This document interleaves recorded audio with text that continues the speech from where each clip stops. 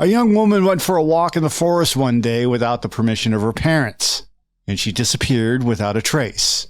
3 years later, a hunter and his dog from the same village was returning from his hunt when his dog began to bark, and the hair on the back of the hunter's neck stood up, and he became very wary of his surroundings.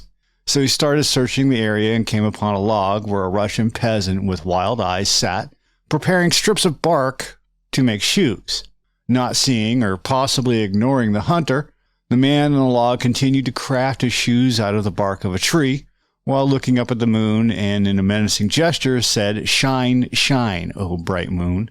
The hunter was shocked at the sight of this person sitting on the log. He was old, far older than the hunter suspected, but he had the vitality and looks of a young man, even though his hair was gray, as well as the beard and the mustache, very much like the town elders. And there was something off about the person sitting before him. The coat, the hat, and even the man's pants all seemed wrong. The hunter thought to himself, how can a man look so young but be so old? So the man on the log looked up at the hunter with eyes like the dying embers of a fire. It looked like the man had just noticed the hunter for the first time and said, replying to the hunter's thought, "Gray am I, being the devil's grandfather." The man sitting on the log grabbed his cudgel and lunged at the hunter, and the hunter had guessed correctly that the man sitting before him wasn't a peasant. It was the Slavic Leshy, and before it could strike, the hunter leveled his gun and shot the Leshy. The Leshy groaned and swayed as if he was going to fall, and put his arm out to grab the log to balance himself. It dragged himself into the thickets. The dog and the hunter ran after the Leshy in pursuit, and what felt like hours of tracking the creature, the hunter and his dog came to a hill. As they made their way towards the hill, they found a fissure, and in the fissure was a hut. The hunter entered the hut, and on the bench inside, there was the Leshy, dead. Sitting by the Leshy's side was a young woman sobbing. She looked very familiar.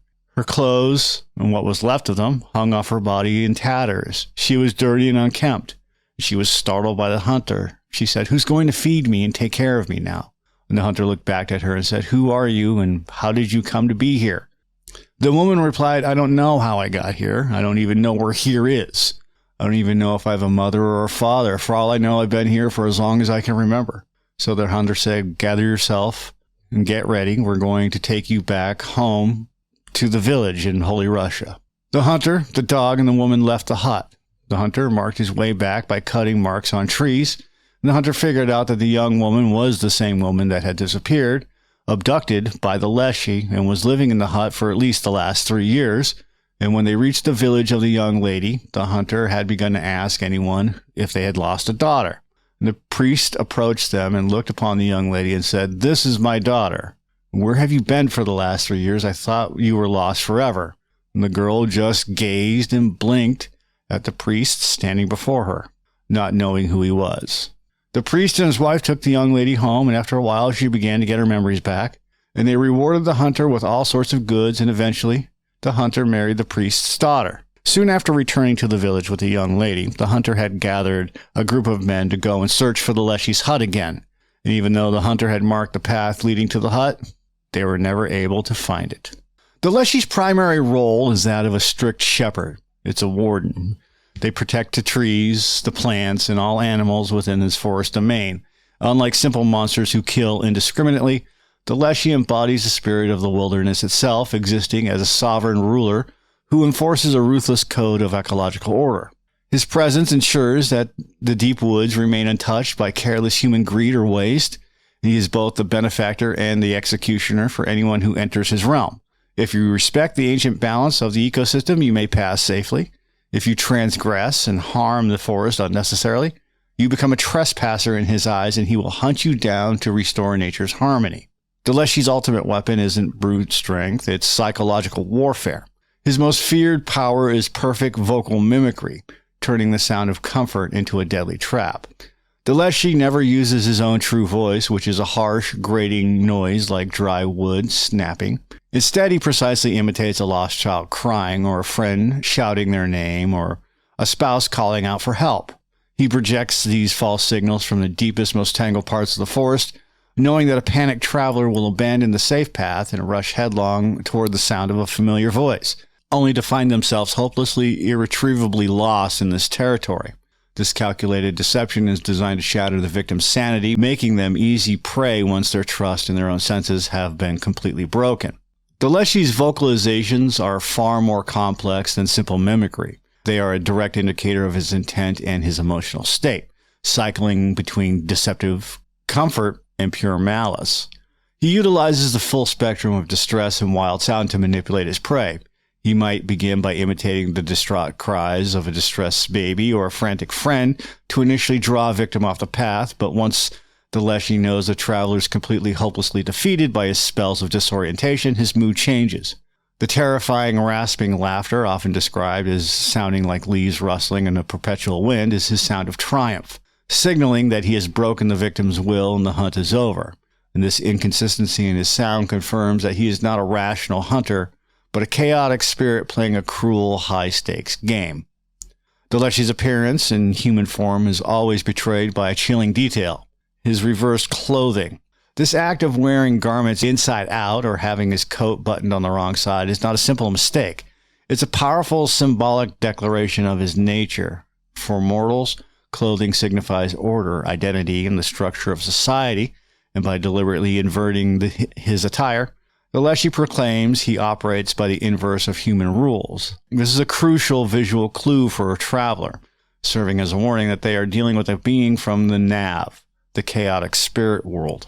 The Leshy is, in essence, the physical embodiment of disorder and misdirection, using this visual marker to confirm he is the antithesis of all things civilized and orderly. The Leshy also has an ability to shift his stature, as confirming that he is not a fixed creature but a malleable extension of the environment itself.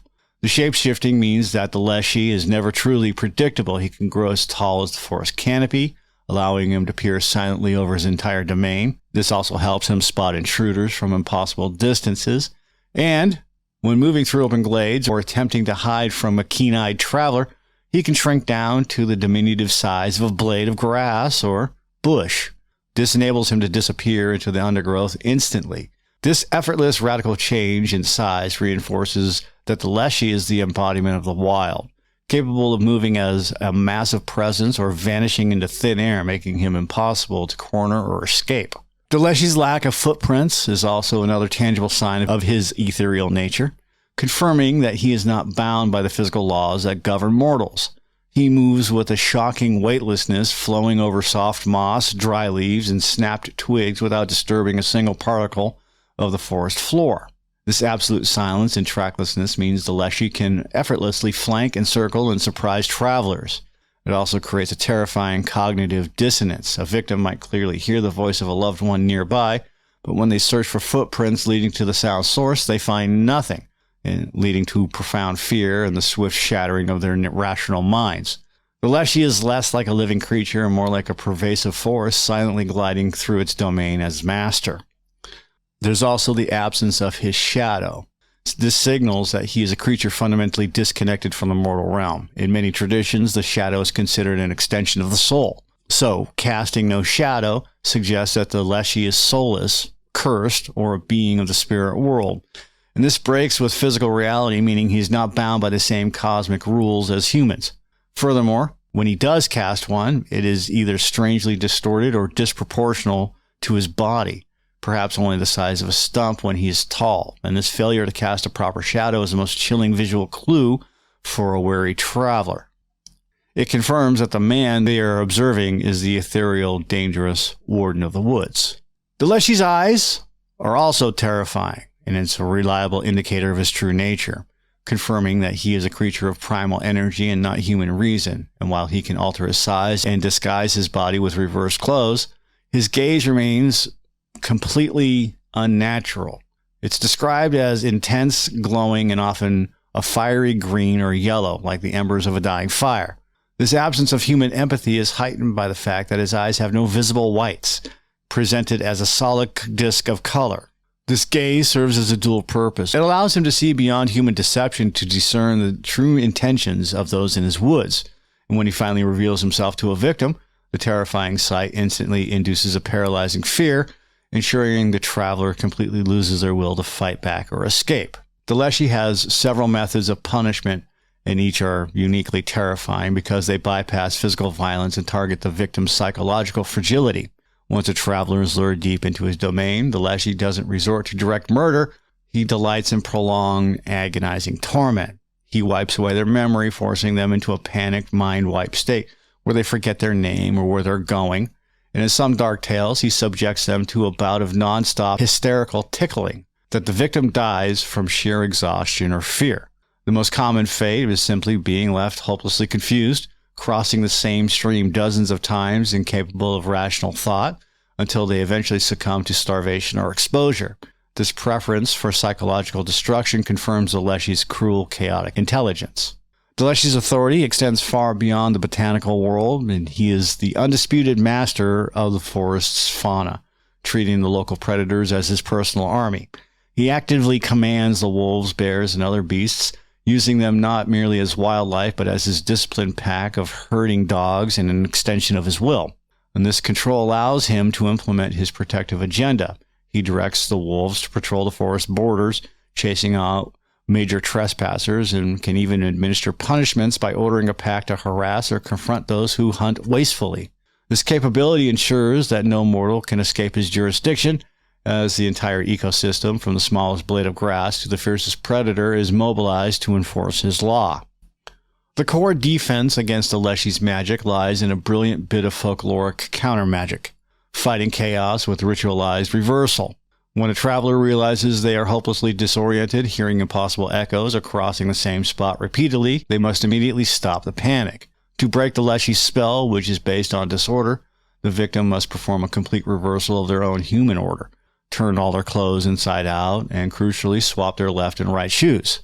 This synchronized act of turning the self inside out symbolically aligns the traveler with the Leshy's chaotic rules, effectively neutralizing his power and making the victim momentarily invisible to the spirit and restoring their rational mind to find the way out.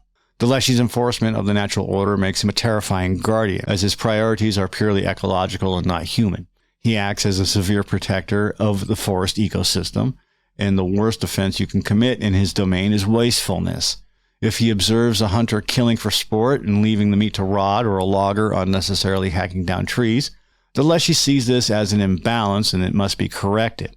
So rather than killing, he implements a chilling form of ecological justice, and he will try to trap the abuser in a perpetual state of disorientation until they are driven to the brink of starvation, forcing them to understand the true value of the resources they have squandered and confess their wrongdoing to the wilderness itself. The Leshy's power is directly linked to the organic life cycle of the forest, dictating a critical pattern of absence and return. When the deep snows fall and the ground freezes in the late autumn, the spirit's influence wanes because the chaotic energy is tethered to the movement of leaves and the growth of plants.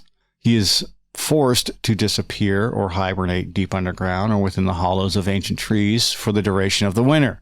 And this period creates a brief, safer window for travelers as the powerful spells of disorientation are absent.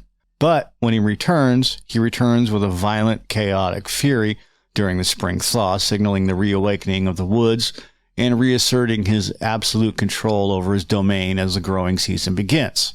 For many Slavs living near the deep woods, the Leshy is not just an arbitrary monster, but a powerful, capricious deity whose favor must be secured through ritual respect. This led to the practice of making a pact for passage, a system where local villagers, like hunters, loggers, or mushroom gatherers, made small peace offerings to the forest spirit. These tributes are typically simple but valuable human goods, like a small piece of bread or a pinch of salt or a portion of tobacco, and are usually left on tree stumps or a prominent rock before entering the woods. And this act is crucial. It's a gesture of acknowledgement, confirming to the Leshy that the mortal recognized his sovereignty and was seeking temporary permission to enter his realm. So, in exchange for this respect, the Leshy would often grant safe passage and ensure a successful harvest or hunt, and chose not to torment those who paid their respect. The Leshy, despite its immense power over the natural world, is universally vulnerable to two forces that represent human civilization and technological order: iron and fire. The weakness to cold, forged iron is ancient, stemming from the belief that iron, being shaped by human intention, and fire disrupts the raw organic magic of spirits. So, Carrying a simple piece of iron like a pocket knife or a blacksmith's nail or even an ordinary house key acts as a potent, immediate shield against the Leshy's mischief, preventing his spells of disorientation and mimicry from taking effect. Similarly, fire is a tool of light and purification, and this forces the chaotic spirit to retreat from any contained area of light or warmth, reminding the Leshy that the wilderness is not entirely without human boundaries. Like it if you like it. Like, subscribe, and comment. Have a great day.